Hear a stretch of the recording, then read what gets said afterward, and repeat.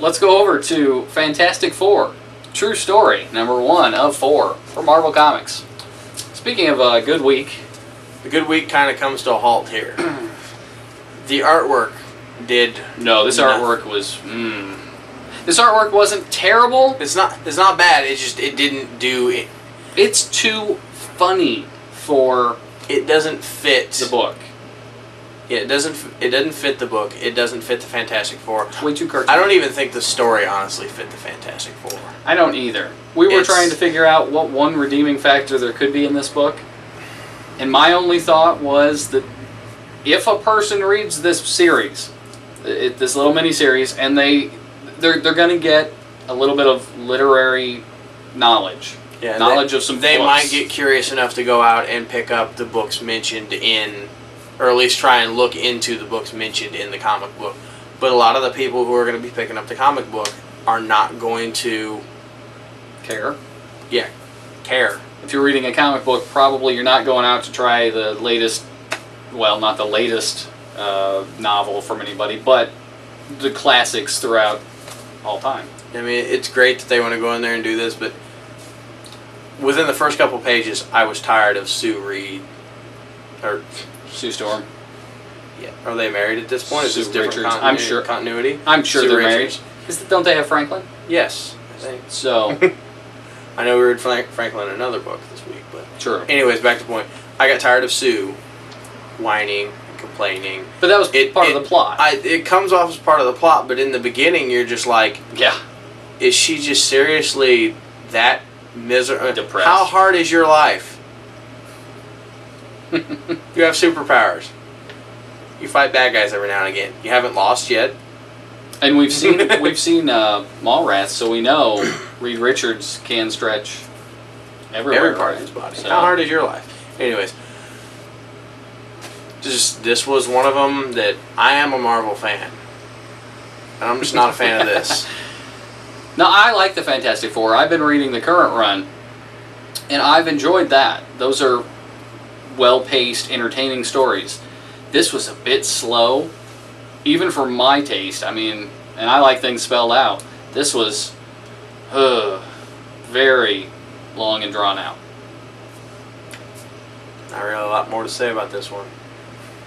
Alright, so let's go over to an Image comic, part of their pilot season. We're going to talk about The Core, #1, of course.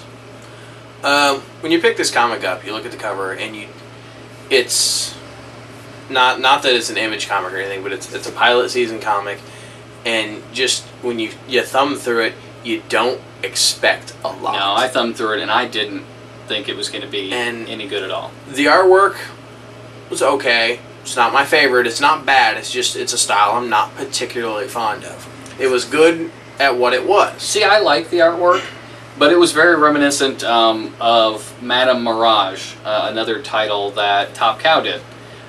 It's not the same artist. I looked it up, but it's very, very similar. So if you like that art, check this out. As far as the story goes, it's got a fairly decent story. I mean, it's a nice introduction story. It'll let you know what's going on. And it puts a little hook there on the end. You're wondering, with one of the main characters' father, what all's going on here. See, I don't know if the hook was enough to make me care, but I like the story. And I don't know if I want to see more, because there are other books that have come out this pilot season that I like better. But I'm not opposed if this one were to win. This was one of them that you don't, like I said, you pick it up, you don't expect a lot out of it. I normally hate space stories. You get more out of it than what you expect. Yeah. At least that's how I felt. Was it enough for me to pick it up? No. It might be enough for you. A cool aspect that I liked was when they showed the galaxy, and they had it all segmented out into the 3 different factions. They break from, I don't want to say they break from the story, because the story keeps going, the character's dialogue keeps going inside, but you get a 2-page spread of, like, if the United States was thrown out in front of you and it was split up into different factions, except it's a universe, or a galaxy or whatever. Mm-hmm. And, you've got your central point, their sun or whatever, and it shows these are the political lines, this is how it's broke down, and they go into the section you're in and break it down more. And I thought that was kind of cool. Yeah, I mean, I could really see like a role-playing game based on The Core or converting Star Wars to the core setting, and I think that would be very neat. It could work very well. As far as a comic, like I said, I don't know if I'm really sold fully yet. I'd have to see more, but to see more, I have to vote for it, and I like other comics. The way I would, as far as the pilot seasons go right now, the way I would rank this would be... and we have not read every pilot season. The one with Jack Medusa. What was the name of that one? Urban Myths. Lady Pendragon, and then this one. Yeah, I think this one being third, not because it's necessarily better than the others. These are the only 3 we've read. So. Didn't we read another one? I thought no, we did. Just the 3. Oh. Okay. Faulty memory aside. Old man memory. Yeah, punk.